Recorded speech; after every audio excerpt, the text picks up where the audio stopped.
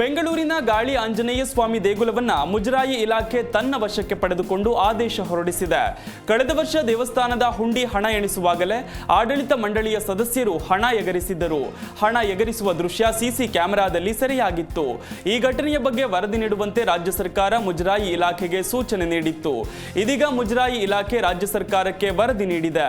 ವರದಿಯಲ್ಲಿ ಗಾಳಿ ಆಂಜನೇಯ ಸ್ವಾಮಿ ದೇವಸ್ಥಾನವನ್ನ ಮುಜರಾಯಿ ಇಲಾಖೆಗೆ ವರ್ಗಾವಣೆ ಮಾಡುವಂತೆ ಶಿಫಾರಸು ಮಾಡಲಾಗಿದ್ದು ಸರ್ಕಾರ ಇದಕ್ಕೆ ಒಪ್ಪಿಗೆ ಸೂಚಿಸಿ ತನ್ನ ವಶಕ್ಕೆ ಪಡೆದಿದೆ.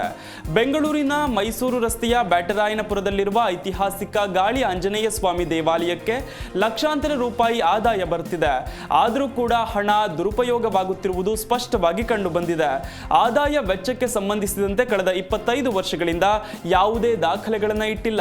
ಮುಜರಾಯಿ ಇಲಾಖೆ ನೋಟಿಸ್ ನೀಡಿದ ನಂತರ ದಾಖಲೆಗಳನ್ನು ಸೃಷ್ಟಿಸಲಾಗಿದೆ.